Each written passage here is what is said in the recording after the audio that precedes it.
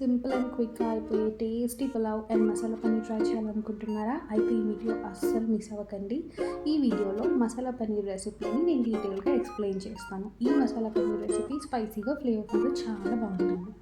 ఇందుకు ఫస్ట్ బాండి పెట్టుకొని మీరు ఒక్క స్పూన్ ఆయిల్ వేసుకొని చిన్న కొబ్బరి ముక్క, అల్లం ముక్క ఇంచి, వెల్లుల్లి పెద్దదైతే కనుక ఒక ఫుల్ వెల్లుల్లిపాయ, చిన్నదైతే కనుక ఒక 2 వెల్లుల్లిపాయలు, ఒక్క ఇంచు చెక్క, 4 లవంగాలు, ఒక ఇలాచి, ఒక టీ స్పూన్ సోంపు, ఒక టీ స్పూన్ షాహీజీరా అండ్ 3 టీ స్పూన్స్ ధనియాలు వేసుకొని మంచిగా ఫ్రై అవ్వనివ్వండి.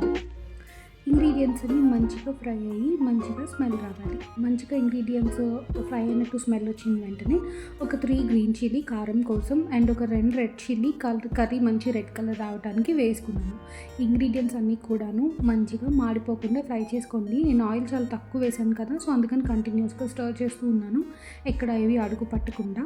అండ్ ఇది కొంచెం ఫ్రై అయిన తర్వాత ఇంట్లో ఉంటే యాక్చువల్లీ మీరు కాజు ఆర్ బాదం వేసుకోవచ్చు. నా దగ్గర అవైలబుల్ లేకుండే, అందుకని ఒక teaspoon watermelon seeds and ఒక టీ స్పూన్ పంకిన్ సీడ్స్ వేసాను.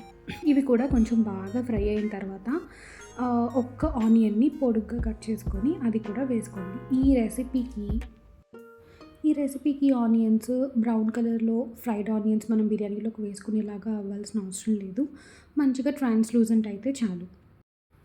ఆనియన్స్ క్విక్గా మగ్గటానికి అండ్ మసాలా ఏది కూడాను మాడిపోకూడదు కదా, ఆయిల్ ఒక టీ స్పూనే వేసాము, అందుకని మసాలా ఏది మాడిపోకుండా ఉండడానికి ఒక్క టీ స్పూన్ సాల్ట్ వేసి నేను ఆనియన్స్ని మగ్గపెడుతున్నాను. ఆనియన్స్ అనేవి మగ్గటానికి కొంచెం టైం పడుతుంది ఆయిల్ తక్కువ ఉండడం వల్ల. ఆనియన్స్ మగ్గిపోయిన తర్వాత టొమాటో వేసుకోండి. నేను 2 టొమాటోస్ని పెద్ద ముక్కలుగానే కట్ చేసి బార్బార్గా అందులోనే వేసి కుక్ చేయటం స్టార్ట్ చేశాను. ఈ టొమాటోస్ అనేవి కూడాను సాల్ట్ ఉంది కాబట్టి త్వరగానే మగ్గిపోతాయి. లిడ్ పెట్టుకొని కొంచెం కుక్ చేసుకుంటే చాలా తొందరగా మగ్గిపోతాయి. ఆనియన్స్, టమాటోస్ ఇవన్నీ కూడాను జస్ట్ మనం కొంచెం మ్యాష్ చేస్తే కొంచెం మ్యాష్ అయిపోయేలాగా వచ్చేంత వరకు మంచిగా ఫ్రై చేసుకోవాలి. ఫ్రై చేసుకున్న ఇంగ్రీడియంట్స్ని మంచిగా చల్లారి పెట్టుకొని తర్వాత మిక్సీ జార్లో వేసుకొని కొంచెం వాటర్ వేసుకొని మెత్తటి పేస్ట్ లాగా గ్రైండ్ చేసి పెట్టుకోండి. చాలా జాగ్రత్తగా చూసి ఫ్రై చేసుకోండి, బికాజ్ ఏదైనా మాడిపోయింది ఇంగ్రీడియంట్స్ అంటే కనుక కర్రీ కొంచెం చేస్తుంది.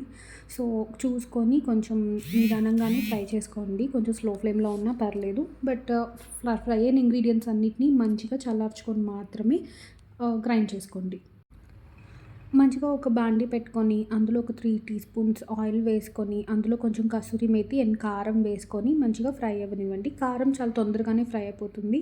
వెంటనే మనం గ్రైండ్ చేసుకున్నటువంటి మసాలా పేస్ట్ ఏదైతే ఉందో అది మొత్తం యాడ్ చేసేసి మంచిగా ఫ్రై అవ్వనివ్వండి. ఇంగ్రీడియంట్స్ అన్నీ ఆల్రెడీ ఫ్రై అయ్యే ఉన్నాయి కాబట్టి it won't take much time or oil also. మనం వేసిన ఆయిల్ కరెక్ట్గానే సరిపోతుంది. మంచిగా టమాటో పేస్ట్ అదంతా మగ్గిన తర్వాత మనం ఏదైతే మిక్సీ జార్లో పేస్ట్ చేసుకున్నామో అందులోనే కొంచెం వాటర్ వేసుకొని ఆ వాటర్ని కూడా అందులో వేసుకొని మంచిగా ఆయిల్ సపరేట్ అయ్యేంత వరకు మగ్గనివ్వండి. ఆయిల్ సపరేట్ అయ్యాక మంచిగా కర్రీని ఒకసారి మిక్స్ చేసుకొని అందులో ఒక్క టీ స్పూన్ గీ వేసుకోండి. గీ వేయటం వల్ల కర్రీ టేస్ట్ ఇంకా చాలా బాగుంటుంది. గీ వేసుకొని ఒక్కసారి మిక్స్ చేసుకొని ఎప్పుడైతే ఆయిల్స్ అన్నీ మంచిగా బయటకు సపరేట్ అవుతాయో వెంటనే అందులో కొంచెం కొత్తిమీర సన్నగా కట్ చేసి వేసుకోండి. వెంటనే మనం పన్నీర్ కూడా వేసేసుకోవచ్చు. మీకు ఇంట్రెస్ట్ ఉంటే టైం ఉంటే పన్నీర్ని మంచిగా ఆయిల్లో డీప్ ఫ్రై చేసుకొని దాన్ని కొంచెం వాటర్లో వదిలేసేసామంటే పన్నీర్ చాలా సాఫ్ట్గా ఉంటుంది. వాటర్ స్క్వీజ్ చేసుకొని పన్నీర్ కర్రీలో యాడ్ చేసుకోవచ్చు, బట్ నాకు ఎక్కువ టైం లేకుండే సో నేను అందుకని పన్నీర్ నాస్టీ వేసేసా. ఇలా చేసినా కూడా చాలా బాగుంటుంది పన్నీర్. సో ఇది కుక్ అవ్వడానికి చాలా ఎక్కువ టైం ఏం పట్టదు, ఒక 3-4 మినిట్స్ చాలా తొందరగానే కుక్ అయిపోతుంది. సో ఇలా చేస్తే చాలా టేస్టీ అయిన పన్నీర్ కర్రీ రెడీ అయిపోయింది.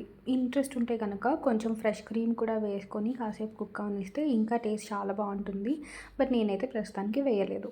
నేను ఈ మసాలా పన్నీర్ కర్రీ రెసిపీని ఒక సింపుల్ అండ్ క్విక్గా అయిపోయే పులావ్ చేశాను. ఆ రెసిపీ కూడా త్వరలోనే పోస్ట్ చేస్తా. దాంతో మంచిగా డిన్నర్ ఎంజాయ్ చేసాము. ఈ రెసిపీ కనుక మీకు నచ్చినట్లయితే ఈ వీడియోని లైక్ చేసి ఛానల్ని సబ్స్క్రైబ్ చేసుకొని బెల్ ఐకాన్ని ఆన్లో ఉంచుకోండి. ఇలాంటి టేస్టీ కాంటెంట్తో మీ ముందుకు వస్తాం.